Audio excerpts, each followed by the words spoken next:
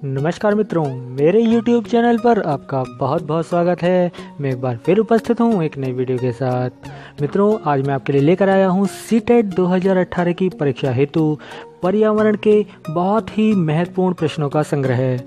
किंतु आगे बढ़ने से पहले मैं आपसे निवेदन करूंगा, यदि आपने मेरा चैनल अभी तक सब्सक्राइब नहीं किया है तो वीडियो के नीचे लाल रंग के सब्सक्राइब बटन को क्लिक करके मेरा चैनल सब्सक्राइब कर लें तथा बराबर में दिए गए बेल आइकन को भी क्लिक कर दें, जिससे मेरी वीडियो अपलोड होते ही तुरंत आपको सूचना मिल जाया करे।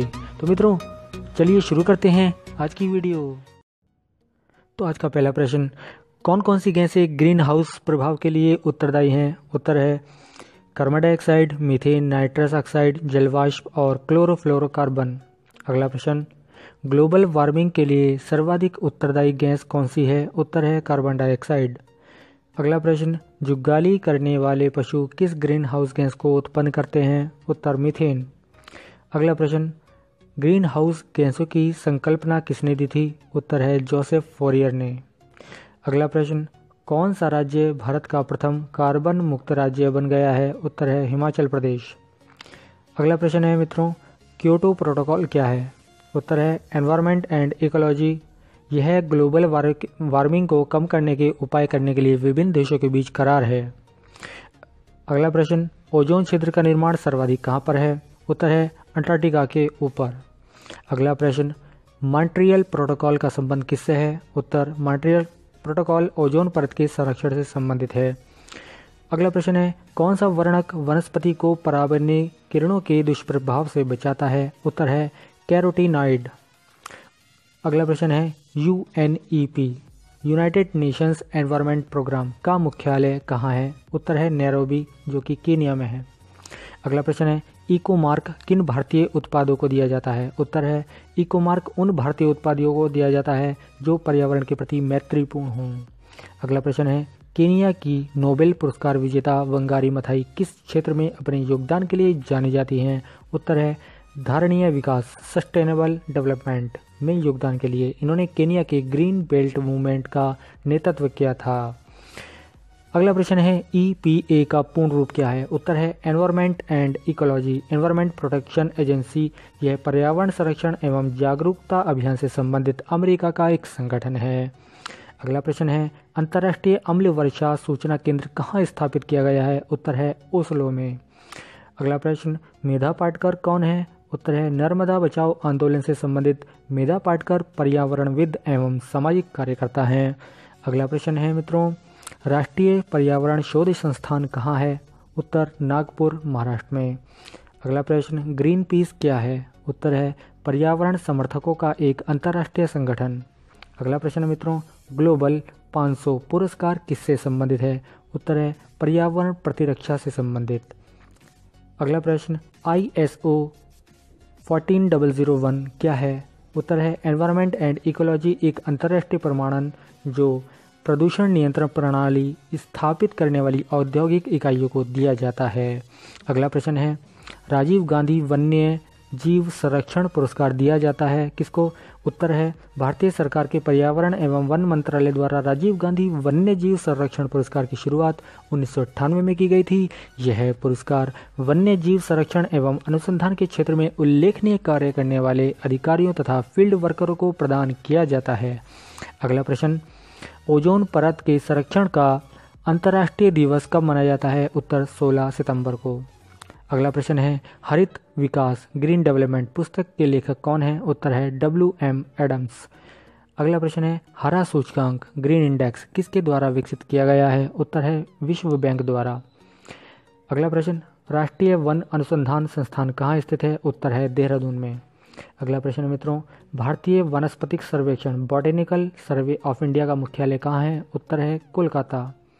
अगला प्रश्न, भोपाल गैस त्रासदी में जिस गैस का रिसाव हुआ था वो कौन सी थी? उत्तर है मिथाइल आइसोसाइनाइड। अगला प्रश्न मित्रों, वातावरण में क्लोरोफ्लोरोकार्बन उत्सर्जन पर प्रतिबंध लगाने वाला सबसे प्रथम प्रोटोकॉल कहाँ बना था? उत्तर है मॉन्ट्रियल, कनाडा में। अगला प्रश्न, पारिस्थितिकी विज्ञान केंद्र कहाँ स्थित है? उत्तर बेंगलुरु में। प्रश्न अगला, सलीम अली कौन थे? उत्तर है एक विख्यात पक्षी विज्ञानी। अगला प्रश्न, 5 जून को विश्व पर्यावरण दिवस सबसे पहले किस वर्ष मनाया गया था? 1973 में।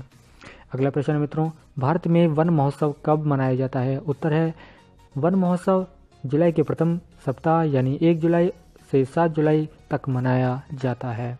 अगला प्रश्न, जुलाई 1950 में अधिक पेड़ उगाओ अभियान का उद्घाटन किसने किया था? उत्तर है KM मुंशी।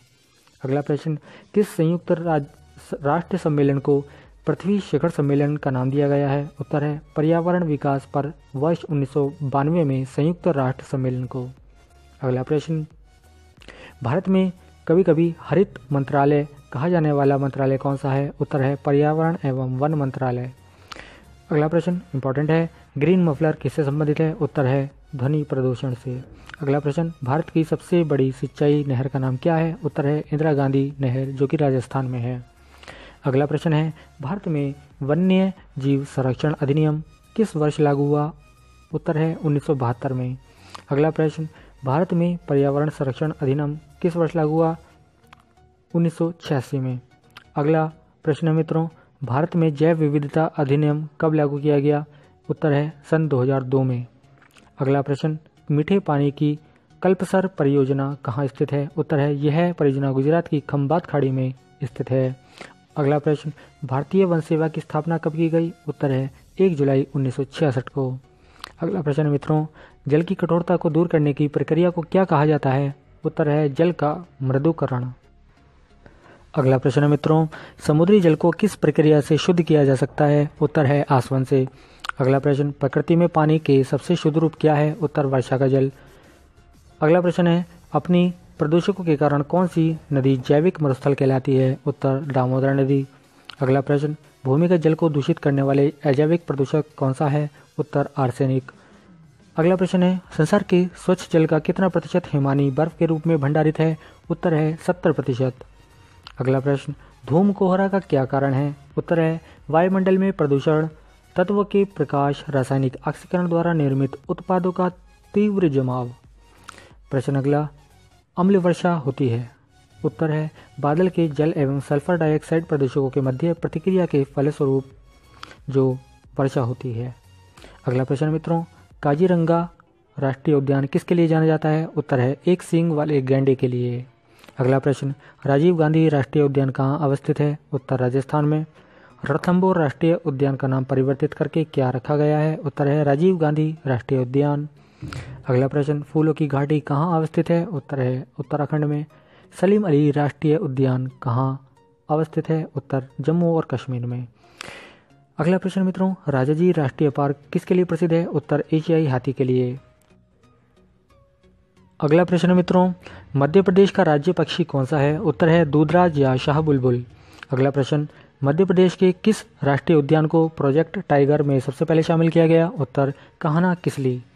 अगला प्रश्न, टाइगर राज्य किस राज्य को कहा जाता है? उत्तर है मध्य प्रदेश को।